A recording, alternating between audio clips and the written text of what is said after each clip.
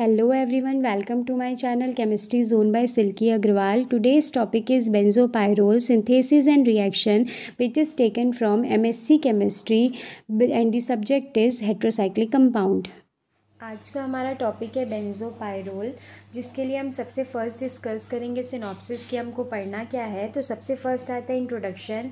बेंजोपायरोल के synthesis and reactions को पढ़ेंगे। सिंथेसिस में दो टाइप के सिंथेसिस पढ़ेंगे, the Fischer indole synthesis, the Reissert synthesis. Reaction में 4 रिएक्शंस पढ़ेंगे, bromination, nitration, sulfonation, Friedel crafts alkylation, benzopyrrole का medicinal application, conclusion and reference. तो आज का हमारा टॉपिक है बेंजोपायरोल, जिसको इंडोल भी बोलते हैं। ये एक टॉपिक जो है वो एमएससी केमिस्ट्री हेटेरोसाइक्लिक कंपाउंड का टॉपिक है, ठीक है। तो यहाँ पे पढ़ना क्या, हमको बेंजोपायरोल के बारे में पढ़ेंगे कि उसका स्ट्रक्चर क्या है, उसका सिंथेसिस क्या है और उसका रिएक्शन क्या है। तो सबसे फर्स्ट ये बेंजोपायरोल क्या है। तो बेंजोपायरोल एक क्या है, हेटेरोसाइक्लिक कंपाउंड है, ठीक है। हेटेरोसाइक्लिक, अब ये हेटेरोसाइक्लिक किसको बोलते हैं, तो जैसे कि मैं हर एक हेटेरोसाइक्लिक के लेक्चर में स्टार्टिंग में बताती हूँ। जैसे अगर मैं 4 मेंबर रिंग लेती हूँ, ठीक है, तो वो जनरली कार्बन से बनी हुई होगी, जिसको कार्बोसाइक्लिक भी बोलते हैं। फिर क्या होता है ना, इस 4 मेंबर रिंग में अगर मैं एक एटम को हटा करके रिप्लेस करती हूँ हेटेरो एटम से, जैसे कि नाइट्रोजन, ऑक्सीजन, सल्फर या फिर फॉस्फोरस से, तब यहाँ पे इस प्लेस में ये आएगा। तो इस तरीके से कुछ बनेगा। यहाँ पे नाइट्रोजन आता है, तो एक हेटेरो एटम का प्रेजेंट होना एक एरोमेटिक रिंग में, तो इसी को बोलते हैं हेटेरोसाइक्लिक कंपाउंड, ठीक है। तो ये बेंजोपायरोल भी क्या होती है, एक हेटेरोसाइक्लिक ऑर्गेनिक कंपाउंड होती है। अब इसमें कौन सा हेटेरो एटम होता है, तो जो बेंजोपायरोल है उसमें नाइट्रोजन हेटेरो एटम जो होता है वो प्रेजेंट होता है, ठीक है। और ये बेंजोपायरोल जो होती है वो एरोमेटिक हेटेरोसाइक्लिक ऑर्गेनिक कंपाउंड होता है, जिसका फॉर्मूला होता है C8H7 एंड नाइट्रोजन, ठीक है। ये क्या होती है, बाईसाइक्लिक स्ट्रक्चर। बाईसाइक्लिक बोल रहा है मतलब क्या होगा, 2 रिंग वहाँ पर प्रेजेंट होंगी, ठीक है। बाईसाइक्लिक मतलब होता है 2 रिंग वहाँ पे प्रेजेंट होगी। तो यहाँ पे ये जो स्ट्रक्चर होता है ना बेंजोपायरोल का, वो कुछ इस तरीके से दिखाई देता है, ठीक है। जहाँ पे 2 रिंग प्रेजेंट होती है, एक रिंग जो होती है वो 6 मेंबर की होती है और एक रिंग जो होती है वो 5 मेंबर की होती है। अब यहाँ पे 2 रिंग तो है, लेकिन इसको ये रिंग है नॉर्मली, ठीक है। लेकिन अगर इसको हेटेरोसाइक्लिक बोलना है तो इसमें कोई ना कोई एक हेटेरो एटम होना चाहिए, जिसमें क्या होता है, एक नाइट्रोजन हेटेरो एटम प्रेजेंट होता है। तो जो 5 मेंबर की नाइट्रोजन कंटेनिंग रिंग होती है ना, उसको पायरोल बोलते हैं, ठीक है। इसलिए यहाँ पे लिखा है 5 member nitrogen containing pyrrole ring होती है, जो कि फ्यूज होती है 6 मेंबर बेंजीन रिंग के साथ। ये बाईसाइक्लिक स्ट्रक्चर होता है और इसी स्ट्रक्चर को बोलते हैं बेंजोपायरोल। नाम से समझ में आ रहा होगा, बेंजो मतलब बेंजीन होगा, पायरोल मतलब क्या होता है, नाइट्रोजन कंटेनिंग 5 मेंबर रिंग, दोनों का आपस में फ्यूजन होगा तब जो स्ट्रक्चर बनता है उसको बेंजोपायरोल बोलते हैं। फिर भी अगर आपको और अच्छे से डिटेल में इसको पढ़ना है, इसके स्ट्रक्चर को और इसके नेमिंग के लिए कि इसका नाम बेंजोपायरोल कैसे पड़ा, तो इसके लिए ना मैंने वीडियोस अपलोड किए हुए हैं, जिसमें हर एक नॉमेनक्लेचर के बारे में मैंने बताया है। हेंसमैन विडमैन नॉमेनक्लेचर, रिप्लेसमेंट नॉमेनक्लेचर, उसी में ही एक नॉमेनक्लेचर है फ्यूज्ड और फ्यूजन नॉमेनक्लेचर सिस्टम, जहाँ पे इस तरीके की रिंग जो होती है ना, इनका नेमिंग किस तरीके से किया जाता है वहाँ पर मैंने अच्छे से एक्सप्लेन किया है। अगर आप नहीं देखे हैं तो उसको देख सकते हैं, और अगर देखना चाहते हैं कि हाँ इसको और जैसे ये तो बना लेंगे इसी टाइप का, अगर कोई कंपाउंड आ गया तो उसका नेमिंग कैसे करेंगे, तो आप उसके लिए उस वीडियो को देख सकते हैं, जिसका लिंक आपको डिस्क्रिप्शन बॉक्स में मिल जाएगा। एक कंप्लीट प्लेलिस्ट है हेटेरोसाइक्लिक कंपाउंड की, वहाँ से आप देख सकते हैं, ठीक है। तो बेंजोपायरोल किसको बोलते हैं, तो वो क्या होती है, एक बाईसाइक्लिक रिंग होती है। बाईसाइक्लिक मतलब 2 साइकिल होगा उसमें, एक जो होता है 2 साइक्लिक रिंग होगी, एक जो होती है वो बेंजीन की 6 मेंबर की होती है, एक जो होती है वो नाइट्रोजन कंटेनिंग 5 मेंबर रिंग होती है। आपस में दोनों फ्यूज करके कंपाउंड बनाते हैं, उसी को बोलते हैं बेंजोपायरोल। और बेंजोपायरोल को ही इंडोल के नाम से भी बोलते हैं, ठीक है। इसका IUPAC नेम होता है 1H बेंजो बी पायरोल, ठीक है। 1H बेंजो, यहाँ से नेमिंग अगर मैं स्टार्ट करूँगी नंबरिंग, तो यहाँ 1 पोजीशन पे ना, जहाँ हेटेरो एटम होता है ना वहाँ से नेमिंग करते हैं, ठीक है। और फिर जो रिंग छोटी होती है ना, उससे क्या करते हैं, नंबरिंग को कंटिन्यू करते हैं। तो ये 6 मेंबर है, ये 5 मेंबर, तो नंबरिंग कहाँ से होगी, इस साइड से होगी। तो नंबरिंग कहाँ से होती है, यहाँ पे काउंटर क्लॉकवाइज मतलब एंटी क्लॉकवाइज, और पूरे रिंग को कवर करते हुए। लेकिन ये जो फेस होता है ना, जहाँ से ये दोनों फ्यूज़ हुआ है है उसको काउंट नहीं करते हैं, ठीक है।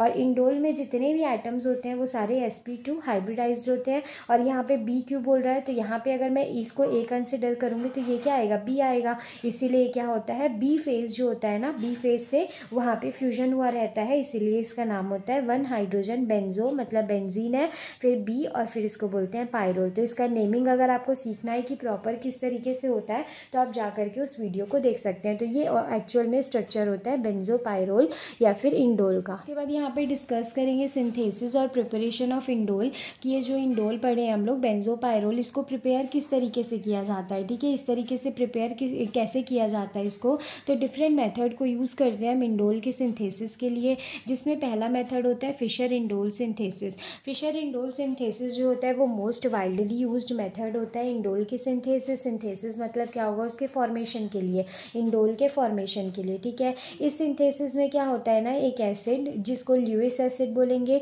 वो कैटेलाइज करता है फिनाइल हाइड्राजोन, एल्डिहाइड और कीटोन के फिनाइल हाइड्राजोन का कैटेलाइज्ड रीअरेंजमेंट करता है अमोनिया मॉलिक्यूल के एलिमिनेशन के साथ, ठीक है। यहाँ पे कहने का ये मतलब है ना कि यहाँ पे क्या होता है, एक एसिड इन्वॉल्व होता है, वो एसिड क्या करता है, फेनिल हाइड्राजोन जो होता है ना उसका रीअरेंजमेंट करता है और एलिमिनेशन करता है मिथाइल का, एलिमिनेशन करता है अमोनिया का।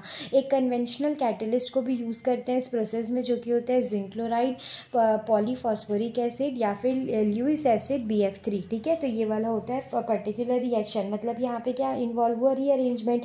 ये क्या होता है, फिनाइल हाइड्राजोन, एल्डिहाइड और कीटोन का फिनाइल हाइड्राजोन जिसको रीअरेंज करते हैं ल्यूइस एसिड के प्रेजेंस में और अमोनिया का एलिमिनेशन करते हैं, तब वहाँ पे इंडोल का फॉर्मेशन होता है। तो ये रिएक्शन दिया हुआ है फिशर इंडोल सिंथेसिस का कि किस तरीके से यहाँ से लेकर के इंडोल का फॉर्मेशन होता है, ठीक है। ये तो जनरल सा रिएक्शन है, इसको मैं कंप्लीट आपको मैकेनिज्म में बताऊंगी कि किस तरीके से वो होता है। अब यहाँ पर पढ़ेंगे मैकेनिज्म फिशर इंडोल सिंथेसिस का। ये जो होता है वो एसिड, अभी मैंने बताया एसिड के थ्रू होता है। इसमें क्या होता है, रीअरेंजमेंट होता है फेनिल हाइड्राजोन के टॉटोमेरिक फॉर्म का, ठीक है। तो यहाँ पे होता क्या है, इसको मैं अच्छे से एक्सप्लेन करूँगी, अपना ट्राई कीजिएगा समझने का, तो आपको अच्छे से समझ में आ जाएगा, ठीक है। तो यहाँ पे सबसे पहले क्या लेते हैं, यहाँ पे बेस लेते हैं, ठीक है। और बेस क्या करता है, H+ को एब्स्ट्रैक्ट करता है। तो यहाँ पे H+ एब्स्ट्रैक्ट करने की दो कंडीशंस है, तो हम क्या करते हैं, ये वाली कंडीशन को प्रीफर करेंगे। क्यों, क्योंकि हमको क्या करना है, यहाँ पे रिंग का फॉर्मेशन करना है, ठीक है। यहाँ पे रिंग बनाई, यहाँ पे ये कनेक्ट होगा तभी तो यहाँ पे ये वाली 5 मेंबर रिंग जो है वो फॉर्म होगी। अगर इसको मैं ले लूँगी तो यहाँ पे पॉसिबल नहीं होगा, ठीक है। तो इसलिए क्या करते हैं, ये वाले से क्या करते हैं, हाइड्रोजन को एब्स्ट्रैक्ट करते हैं, ठीक है। जैसे ही यहाँ से हाइड्रोजन एब्स्ट्रैक्ट करूँगी तो मैं क्या हो जाएगा, ये CH2 और यहाँ पे आ जाएगा इसके ऊपर नेगेटिव, और ये जो रहेगा ये एज इट इज़ रहेगा, ठीक है। ये हुआ। अब उसके बाद यहाँ तक हुआ। अब उसके बाद क्या होगा, ये नेगेटिव जो है वो यहाँ पे बॉन्ड का फॉर्मेशन करेगा, क्योंकि नेगेटिव है तो वो तो स्टेबल नहीं होगा ना। कार्बन के ऊपर पॉजिटिव एक तरफ के लिए स्टेबल हो जाता है एक बार के लिए, लेकिन नेगेटिव कभी भी कार्बन पे स्टेबल नहीं होता। तो ये नेगेटिव जो है वो इधर ट्रांसफ़र होगा। तो जैसे ये इधर ट्रांसफ़र होगा, इधर वाला कार्बन के पास तो 5 बॉन्ड बन जाएगा। तो ये 5 तो बॉन्ड बनाता नहीं है, तो ये बॉन्ड कहाँ जाएगा, इस नाइट्रोजन पे, और इस पर क्या आ जाएगा, नेगेटिव आ जाएगा, ठीक है। तो इस तरीके से हुआ यहाँ पे, ये जो हाइड्रोजन है वो निकला है बाहर पे, नेगेटिव आया, वो नेगेटिव यहाँ पे बॉन्ड बनाएगा इस तरीके से। तो ये डबल बॉन्ड जो है वो शिफ्ट होगा नाइट्रोजन पे, और डबल बॉन्ड आ रहा है मतलब क्या होगा, नेगेटिव। अब ये जो हाइड्रोजन यहाँ से निकला था ना, ये हाइड्रोजन जाएगा इस नाइट्रोजन के पास, तो ये CH3 से क्या हो जाएगा, CH2, सिंगल बॉन्ड से डबल बॉन्ड, ये डबल बॉन्ड से सिंगल बॉन्ड, और ये नाइट्रोजन के पास आएगा हाइड्रोजन। इस तरीके से होगा। अब उसके बाद नेक्स्ट वाले केस में क्या करते हैं, ये तो हुआ ना। अब नेक्स्ट वाले केस में क्या होगा, ये वाला जो डबल बॉन्ड है ना, अब वो इन्वॉल्व होगा इसमें साइक्लिजेशन में। क्यों, क्योंकि हमको क्या करना है, साइक्लिक बनाना है इसको। तो ये डबल बॉन्ड जो होता है ना वो अटैच यहाँ पे क्या करता है, कार्बन के साथ बॉन्ड का फॉर्मेशन करता है। तो जैसे ये कार्बन के साथ बॉन्ड का फॉर्मेशन करेगा, तो फिर से जैसे ये इस तरीके से CH2 यहाँ पे है डबल बॉन्ड, जैसे यहाँ से कार्बन के साथ ऐसे बॉन्ड बनाएगा, तो फिर तो कार्बन के पास 5 हो गया ना, 1 2, ये 3 4 5। तब ये क्या करता है, ये अपने बॉन्ड को यहाँ पे ट्रांसफ़र करता है। अब जैसे ही यहाँ पे ये बॉन्ड को ट्रांसफ़र अपना करेगा, तो इसके पास क्या हो जाएगा, फिर से बॉन्ड को ट्रांसफ़र करेगा तो नाइट्रोजन के पास 1 2 एक 3, ठीक है, यहाँ पे 3 हो जाएगा। तो यहाँ पे क्या करते हैं, और ये 4 है तो 4, तो इसके ऊपर क्या आ जाएगा, पॉजिटिव चार्ज, ठीक है। तो अब ये पॉजिटिव को हटाने के लिए क्या करेगा, ये वाला जो है ना ये बॉन्ड को इधर ट्रांसफ़र कर देगा, ठीक है। जैसे इधर से बॉन्ड बनाएगा तो इधर से बॉन्ड बना रहा है, एक बॉन्ड ज़्यादा हो रहा है तो उसको कम भी तो करना पड़ेगा ना, तो ये बॉन्ड को इधर ट्रांसफ़र कर देगा। वो भी रीज़न क्यों है ना यहीं ट्रांसफ़र करने का, क्योंकि जब ये बॉन्ड यहाँ से ट्रांसफ़र होगा, यहाँ पे नेगेटिव ले लेते हैं, यहाँ पे पॉजिटिव, क्योंकि ये पहले क्या होगा ना, ये इस तरीके से डायरेक्ट बॉन्ड नहीं होगा, बॉन्ड पहले नेगेटिव बनेगा फिर वो नेगेटिव बॉन्ड बनाता है, ठीक है। तो ये नेगेटिव तो ये पॉजिटिव हो जाएगा। अब ये इसको बॉन्ड देगा तो फिर से वही, कभी भी ऐसे डायरेक्ट बॉन्ड ट्रांसफ़र नहीं होता। यहाँ पे जैसे ये नाइट्रोजन है ना और यहाँ पे NH है, तो ये क्या होगा, पहले इसके ऊपर नेगेटिव बन के आएगा और यहाँ बेंजीन पे क्या है, पॉजिटिव, फिर नेगेटिव पॉजिटिव मिलकर के क्या करेंगे, बॉन्ड का फॉर्मेशन करेंगे, ठीक है। तो ओवरऑल यहाँ पर होगा क्या, इस तरीके से बना हुआ है ये।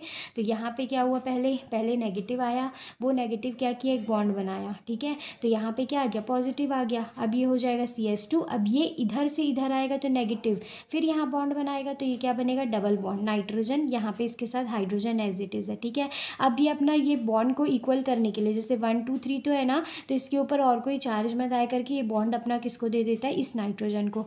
इस नाइट्रोजन पे क्या आएगा, नेगेटिव। अब ये नेगेटिव स्टेबल नहीं होगा करके यहाँ पॉजिटिव के साथ बॉन्ड बनाएगा, तब जाके यहाँ क्या होगा, डबल बॉन्ड का फॉर्मेशन इस तरीके से होगा। और ये हाइड्रोजन जो है रिएक्शन में क्या कर रहे हैं हम लोग, हाइड्रोजन ले रहे हैं, तो ये हाइड्रोजन क्या होगा, इसके पास क्या होगा, NH के पास क्या होगा, लोन पेयर प्रेजेंट होगा। तो ये हाइड्रोजन जा करके इस लोन पेयर पे अटैक करेगा। तो जैसे ही नाइट्रोजन, ये H2 है और ये डबल बॉन्ड है, तो नाइट्रोजन क्या करता है, ट्रिपल बॉन्ड बनाता है। तो जब भी नाइट्रोजन क्या करेगा, 4 बॉन्ड बनाएगा तो उसके ऊपर क्या आता है, पॉजिटिव, और जब भी डबल बॉन्ड बनाता है तो उसके ऊपर आता है नेगेटिव। तो यहाँ पे कितना बॉन्ड बन गया, 4 बॉन्ड। तो यहाँ पे हाइड्रोजन के ऊपर, नाइट्रोजन के ऊपर क्या आ जाएगा, पॉजिटिव, ठीक है। आई होप समझ में आया होगा, थोड़ा सा वो हो गया, रश हो गया है। बाकी जैसे मैं बताई हूँ ना, आप एक बार लिख करके उसको साथ में समझिएगा ना तो आपको समझ में आएगा, ठीक है। तो ये आया। अब कोई भी सिस्टम है वो तो पॉजिटिव नहीं रहना चाहेगा ना, क्योंकि उसको क्या है, कोई भी चार्ज नहीं रखना चाहेगा। तो ये क्या करता है ना, जैसे इसके ऊपर पॉजिटिव आता है तो ये बॉन्ड जो है इसको क्या करता है, यहाँ पे शिफ्ट करता है, ठीक है। तो जैसे ये बॉन्ड हटेगा यहाँ से तो इसके ऊपर क्या आएगा, पॉजिटिव, पॉजिटिव जो है वो हट जाएगा। और पॉजिटिव हट गया मतलब ये नेगेटिव के फॉर्म में ले लो, नेगेटिव पॉजिटिव कैंसिल हो जाएगा, तो यहाँ पे क्या आ जाएगा, फिर पॉजिटिव आ जाएगा। ये हो गया, क्योंकि कार्बन क्या हो जाएगा, फिर 3 बॉन्ड बनाएगा तो कार्बन के ऊपर क्या आ जाएगा, पॉजिटिव आ जाएगा, ठीक, ये हो गया। अब उसके बाद क्या होगा ना, यहाँ पे लोन पेयर प्रेजेंट होगा, ये लोन पेयर क्या करेगा, इस पॉजिटिव पे अटैक करेगा, ये lone pair positive pay attack करेगा। और यहाँ पे ये हाइड्रोजन जो होगा, ये हाइड्रोजन वापस से क्या होगा, इसी पोजीशन पे आ जाएगा। तो जैसे ये इस पोजीशन पे, क्योंकि जैसे यहाँ का लोन पेयर है ना, तो लोन पेयर जाएगा तो इसके ऊपर क्या आ जाएगा, पॉजिटिव आएगा। तो ये वाला क्या करेगा, वापस से यहाँ पे आ जाएगा, ठीक है, बॉन्ड शिफ्ट होगा। और इसको फिर कंप्लीट वो करने के लिए, बैलेंस करने के लिए ये हाइड्रोजन यहाँ शिफ्ट हो जाएगा, ठीक है। तब इस कंडीशन में क्या होगा, ये हाइड्रोजन यहाँ शिफ्ट हुआ तो ये बन जाएगा, ये कार्बन के साथ 2 हाइड्रोजन रहेगा, ये एक CH3 रहेगा, और यहाँ पे क्या रहेगा, NH2, क्योंकि सिंगल डबल बॉन्ड सिंगल में कन्वर्ट हो चुका है। और ये वाला बॉन्ड जो, ये नाइट्रोजन किससे जुड़ेगा, यहाँ पे CH3 से जा करके ऐसे जुड़ जाएगा, ठीक है, ये हुआ।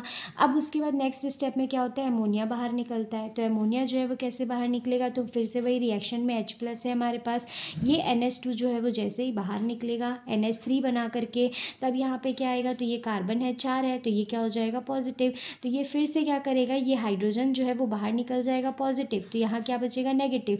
फिर ये नेगेटिव यहाँ पर बॉन्ड बनाएगा और इस तरीके से बॉन्ड का फॉर्मेशन होगा, ठीक है। फिर से मैं बता रही हूँ, बॉन्ड से बॉन्ड इस तरीके से कभी भी ट्रांसफ़र नहीं होता। कैसे होता है ये, तो ये बॉन्ड यहाँ पर नेगेटिव बना लेगा, फिर ये नेगेटिव यहाँ पर बॉन्ड के फॉर्म में कन्वर्ट होता है, ठीक है। तो यहाँ पे ओवरऑल क्या होगा, इंडोल का प्रोडक्ट जो है वो मिल जाएगा, ठीक है। तो एक बार फिर नहीं समझ में आया होगा तो आप शुरू से फिर से उसको देखिएगा स्टेप बाय स्टेप, तो आपको समझ में आ जाएगा। कुछ नहीं करना है, हर जगह से क्या करना है ना, बॉन्ड जो है ना चेंज करना है, डबल को सिंगल करना है, सिंगल को डबल। तो क्या करना है, पॉजिटिव लाना, नेगेटिव लाना। अगर सिंगल करना है तो उसको क्या करना, ये सिंगल है तो वो चेंज हो जाएगा नेगेटिव में, और अगर फिर उसको वापस डबल करना है तो उसको नेगेटिव को वापस से डबल में कर देना, ठीक है। तो इस तरीके से मैकेनिज्म होता है फिशर इंडोल सिंथेसिस, मतलब फिशर इंडोल सिंथेसिस से इंडोल का फॉर्मेशन होता है। अब यहाँ पे नेक्स्ट सिंथेसिस देता है राइजर्ड सिंथेसिस। ये मेथड जो है ना, इसको इसको भी यूज़ करते हैं इंडोल के सिंथेसिस के लिए। ये मेथड जो होता है वो सिंपल और कन्वीनियंट होता है इंडोल को फॉर्म करने के लिए और उसके डेरिवेटिव को फॉर्म करने के लिए। इस मेथड में क्या होता है ना, बेस कैटेलाइज्ड कंडेंसेशन होता है ऑर्थोनाइट्रोटोलीन का ऑक्जेलिक एसिड एथिल ईस्टर के साथ, जिसको डाई एथिल ऑक्जिलेट भी बोलते हैं, स्ट्रॉन्ग बेस जैसे कि सोडियम एथॉक्साइड के प्रेजेंस में। यहाँ पे ऑर्थोनाइट्रोटोलीन है, उसका रिएक्शन होता है डाई इथाइल ऑक्जिलेट के साथ इन द प्रेजेंस ऑफ क्या होगा, सोडियम एथॉक्साइड। तो यहाँ पे फॉर्मेशन होता है इंडोल का। ठीक है, तो ये स्टेप बाय स्टेप होता कैसे है, तो ये पहले फिर से जैसे उसका रिएक्शन बताई ना वैसे ही रिएक्शन है, उसके बाद हम इसका कंप्लीट सिंथेसिस वो मैकेनिज्म पढ़ेंगे कि कैसे होता है। ठीक है, तो सबसे पहले क्या होगा, जब ऑर्थोनाइट्रोफेनिल पायरूवेट जो होता है ना उसका सिंथेसिस होता है, उसका condensation, this condensation lead to the formation of orthonitrophenyl pyruvate which on hydrolysis give. क्या होता है सबसे पहले, तो यहाँ पे ऑर्थोनाइट्रोटोलीन होता है, उसका कंडेंसेशन होगा। कंडेंसेशन से क्या होता है, ऑर्थोनाइट्रोफेनिल पायरूवेट का फॉर्मेशन होता है। फिर इसका फर्दर हाइड्रोलिसिस करते हैं तो हमको एसिड का फॉर्मेशन होता है। फिर वो जो एसिड होगा ना उसका रिडक्टिव साइक्लिजेशन करते हैं ZnCH3COOH के प्रेजेंस में, तो इंडोल का फॉर्मेशन होता है।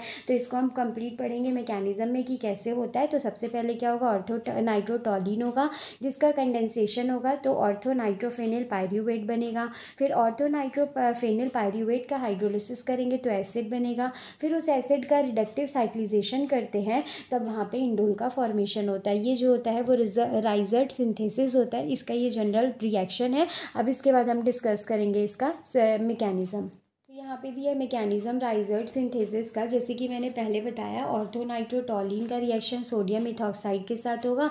तो क्या होता है, सबसे पहले स्टेप में कार्बन आयन का फॉर्मेशन होता है। तो यहाँ पे किस तरीके से रिएक्शन होता है, तो यहाँ पे ये जो होता है इसको बोलते हैं ऑर्थोनाइट्रोटोलीन। ऑर्थो पोजिशन पे नाइट्रो ग्रुप रहता है और ये पूरा क्या होता है, टोलीन होता है। ठीक है, इसका रिएक्शन जब हम कराते हैं तो ये क्या होता है, बेस होता है। बेस क्या करता है, हाइड्रोजन को एब्स्ट्रैक्ट करता है। तो ये CH3 से क्या करेगा, एक हाइड्रोजन को ले लेगा। ठीक है, तो यहाँ पे क्या आ जाएगा, CH2 नेगेटिव। जैसा कि यहाँ बताया क्या हो रहा है, कार्बन आयन का फॉर्मेशन हो रहा है, ये नेगेटिव हुआ। अब यहाँ पे ये जो होता है ये क्या होता है, डाईइथाइल ऑक्जिलेट होता है। ठीक है, जैसे कि मैंने प्रीवियस पहले लिखा था ना COOC2H5 और वैसे यहाँ पे COOC2H5। ये जो लिखा है ना इसको हम इस तरीके से भी लिख सकते हैं, CO होगा और ये OC2H5, ये भी COOC2H5, इस तरीके से लिख सकते हैं इसको। अब यहाँ पे क्या होता है ना, रिएक्शन सेंटर जनरली क्या होता है, कार्बोनिल ग्रुप में ये इधर जाता है, ये नेगेटिव तो इसके ऊपर क्या, ये नेगेटिव तो इसके ऊपर क्या आता है, पॉजिटिव। तो यहाँ पे या तो यहाँ दोनों में से कहीं भी करा सकते हैं ना, लेकिन क्या होगा, हमको प्रेफरेबल ये होगा, इधर कराने से क्या होगा, इसको फ्लिप करना पड़ेगा। इसीलिए क्या करते हैं, डायरेक्टली यहीं अटैक कराते हैं। तो जैसे ये नेगेटिव इस पॉजिटिव पे अटैक करेगा तो ये शिफ्ट हो जाएगा और यहाँ नेगेटिव का फॉर्मेशन होगा। ठीक है, तो यहाँ पे क्या होगा, ये हुआ ना। अब यहाँ पे ये CH2 ये बॉन्ड बना लेगा इसके साथ, ये हो जाएगा ऑक्सीजन नेगेटिव, ये OC2H5 और ये डबल बॉन्ड हो और OC2H5 ये NO2 पूरा एज इट इज़ है। अब नेक्स्ट में क्या करते हैं, C2H5OH को बाहर निकालते हैं क्योंकि ये नेगेटिव है, कोई भी चार्ज रखना नहीं चाहेगा। तो ये नेगेटिव यहाँ पे ट्रांसफर होगा, डबल बॉन्ड। तो यहाँ पे कार्बन पे क्या है, 4 बॉन्ड ऑलरेडी है, लेकिन नेगेटिव आएगा तो 5 हो जाएगा ना। तो जिसमें से क्या करेगा, इसको ये बाहर निकाल देगा और रिएक्शन में हमारे पास क्या है, H+ प्रेजेंट है। तब यहाँ पे क्या होगा, C2H5OH जो है वो बाहर निकल जाएगा। ये फॉर्म हुआ यहाँ पे। अब इसके बाद ये वाले फॉर्मेशन के बाद क्या होता है ना, यहाँ पे जिंक और CH3COOH का के प्रेजेंस में रिडक्शन होता है। रिडक्शन मतलब क्या होगा, ये NO2 जो है वो चेंज हो जाएगा NH2 में। ठीक, ये होगा।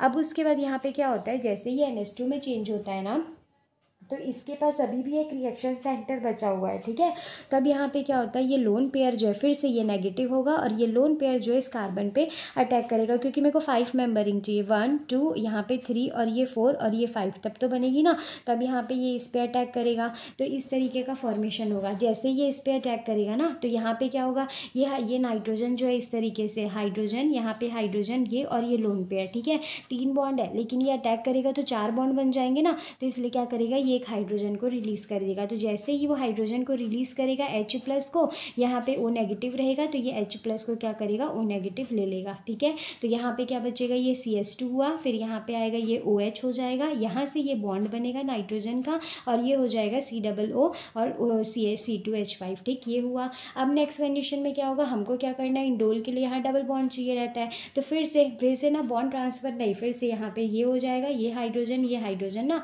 ये हाइड्रोजन यहाँ से निकल जाएगा, तो एक हाइड्रोजन निकलेगा, इसके ऊपर नेगेटिव आएगा।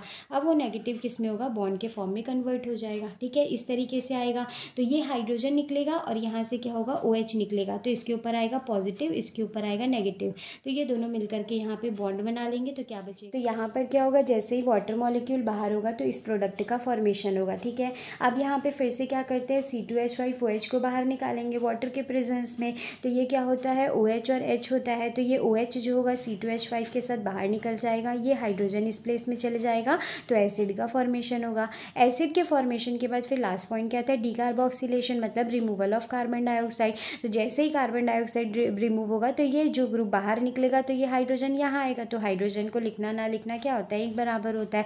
तो इस तरीके से इंडोल का फॉर्मेशन हो जाएगा। तो ये मैकेनिज्म था राइजर्ड सिंथेसिस का। तो यहाँ पर दोनों सिंथेसिस कंप्लीट होता है, जो कि एक था फिशर इंडोल सिंथेसिस, एक था राइजर्ड सिंथेसिस।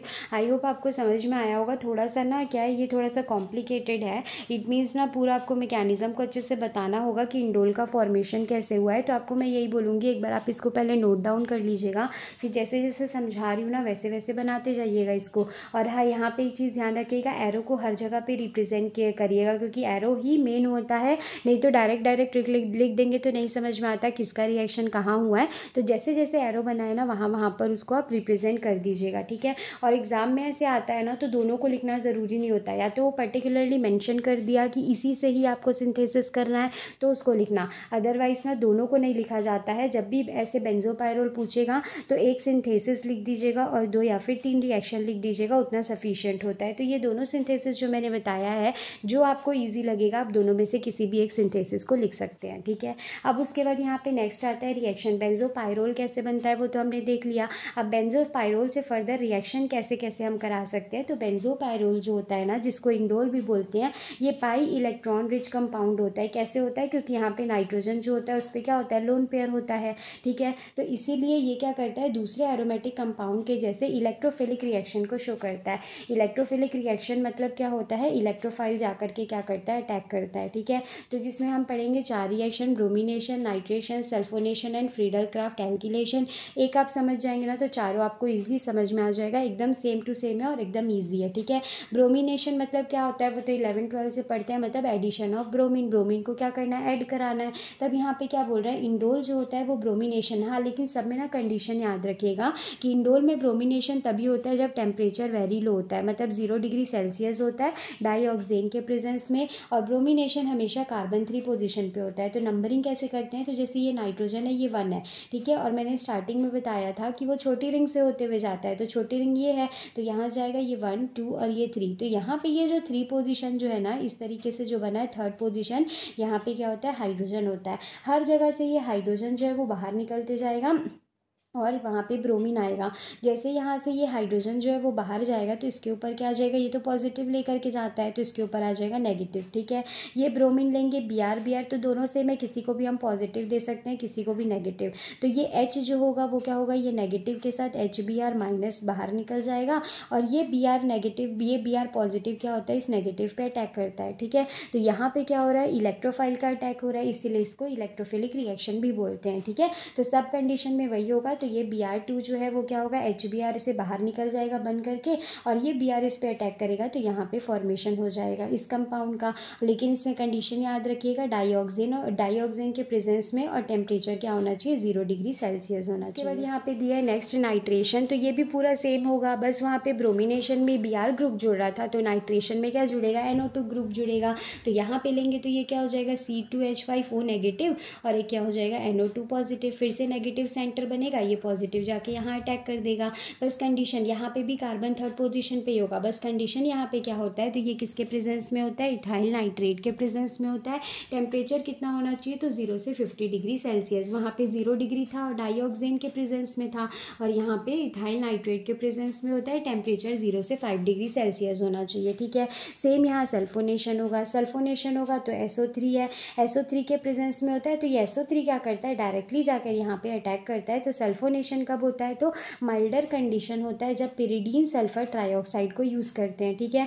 और यहाँ पे क्या होता है, मिनिमाइज़ करने के लिए रिएजेंट की एसिडिटी को यहाँ पे हीट को प्रोवाइड करते हैं, ठीक है। तो इस तरीके से सल्फोनेशन होगा, पूरा सेम होगा। जैसे हम उसमें पढ़ते थे ना 11-12 में, वो क्लोरीनेशन है तो Cl ऐड हो रहा है, ब्रोमिनेशन है तो Br ऐड होता है, नाइट्रेशन होता है तो NO2 ऐड होता है, सल्फोनेशन में SO3H होता है, एल्किलेशन में CH3 ऐड होता है, और एसिटाइलेशन में COCH3 ऐड होता है। बस वही सब यहाँ पे करना है, बस क्या करना है, कार्बन के थर्ड पोजीशन पे उसको ऐड करना है, ठीक है। यही है तुम्हारा, यही दिया है सल्फोनेशन में और यही दिया है नाइट्रेशन में। रिएक्शन का लास्ट आता है जो कि होता है फ्रीडल-क्राफ्ट एल्किलेशन। तो वही चीज़ मैं बताई, एल्किलेशन में कौन सा ग्रुप जुड़ेगा, एल्किल ग्रुप जुड़ेगा, कौन से पोजीशन में, C3 में। तो चारों रिएक्शन है ना, चारों में C3 में एक कॉमन है, बस क्या याद रखना है, ये किसके प्रेजेंस में हो रहा है, डाइऑक्सेन के प्रेजेंस में। ब्रोमिनेशन किसके प्रेजेंस में होता है, डाइऑक्सेन के प्रेजेंस में। और नाइट्रेशन किसके प्रेजेंस में होता है, तो एथिल नाइट्रेट के प्रेजेंस में। और फिर सल्फोनेशन किसके प्रेजेंस में होता है, तो पिरिडीन सल्फर ट्राइऑक्साइड के प्रेजेंस में। वैसे ही फ्रीडल-क्राफ्ट एल्किलेशन किसके प्रेजेंस में होता है, तो एल्किल आयोडाइड के प्रेजेंस में होता है, ठीक है। और यहाँ पे क्या यूज़ करते हैं, DMF, जिसको N डाईमिथाइल फॉर्मामाइड बोलते हैं, और डाईमिथाइल सल्फॉक्साइड जिसको DMSO बोलते हैं। इनको एज अ सॉल्वेंट यूज़ करते हैं और एल्किल आयोडाइड के प्रेजेंस में होता है। यहाँ पे भी सेम वही होगा, I- हो जाएगा, CH3+ हो जाएगा। फिर ये CH3+ जो होगा वो क्या करेगा, यहाँ पे नेगेटिव पे जाकर के अटैक करेगा और प्रोडक्ट का फॉर्मेशन होगा, ठीक है। तो इसका रिएक्शन जो है वो एकदम ईजी है, बस थोड़ा जो डिफिकल्ट है ना वो सिंथेसिस है, लेकिन आप उसको 1-2 बार प्रैक्टिस करेंगे ना लिख लिख के, बस एरो का मूवमेंट की कब कहाँ पे कौन सा मूव हो रहा है तो आपको ईजिली बन जाएगा। बस ये ध्यान रखना है कि आपको रिंग का फॉर्मेशन करना है कैसे भी करके, 5 मेंबर रिंग, तो उसी हिसाब से क्या करना है, एरो का मूवमेंट कराना है, बॉन्ड को ट्रांसफ़र कराना है। लेकिन बॉन्ड डायरेक्ट ट्रांसफ़र नहीं, वो तो डायरेक्ट है, वैसे लिख सकते हैं आप, लेकिन समझने के लिए ऐसे ही, मतलब समझ करके अगर करेंगे ना तो वहाँ पे और भी एरोज़ वगैरह को आप ऐड कर सकते हैं, जैसे जैसे मैंने समझाया है ना, फिर उसके अकॉर्डिंग लिख करके करेंगे तो आपको काफ़ी अच्छे से समझ में आ जाएगा। तो ये जो वीडियो था ये बेंजोपायरोल का था, जिसको इंडोल भी बोलते हैं, जो कि बाईसाइक्लिक रिंग होती है, जिसमें एक 6 मेंबर की रिंग होती है, 5 मेंबर की रिंग होती है जो कि नाइट्रोजन कंटेनिंग होती है, ठीक है। तो इसके फ्यूजन से जो बनता है ना कंपाउंड, इसी को बेंजोपायरोल बोलते हैं। इसी का एक टॉपिक आता है जो कि होता है मेडिसिनल एप्लीकेशन बेंजोपायरोल का, जो कि आने वाला जो नेक्स्ट लेक्चर होगा ना उसमें मैं बताऊंगी। छोटा सा ही वीडियो बनेगा, ईजी है वो भी, पूरा थोड़ा सा थ्योरी है वो, तो वो भी आपको ईजिली समझ में आ जाएगा। अगर आपको नोट्स की रिक्वायरमेंट है तो आप मेरे मेल में मैसेज कर सकते हैं, जिसका लिंक आपको डिस्क्रिप्शन बॉक्स में मिल जाएगा। और हेट्रोसाइक्लिक कंपाउंड का 1 से 4 चैप्टर तक, 1 से 3 चैप्टर तक पूरे कंप्लीट हर एक टॉपिक्स जो है ना वो मैंने लाइन से सीक्वेंस वाइज ना अपने चैनल पे अपलोड किया हुआ है, प्लेलिस्ट में जा करके देख सकते हैं। और ये आज का जो टॉपिक था वो चैप्टर 4 का टॉपिक था। अगर इसमें आपको कोई डाउट होता है तो आप कमेंट सेक्शन में मैसेज भी कर सकते हैं, नोट्स के लिए मेरे ईमेल में मैसेज कर सकते हैं। और नेक्स्ट टॉपिक अगर आपको समझना है तो आप उसके लिए भी मुझे कमेंट सेक्शन में मैसेज कर सकते हैं। और प्रीवियस अगर हेट्रोसाइक्लिक वीड नहीं देखे हैं तो आप उसको भी जा करके देख सकते हैं। Thank you.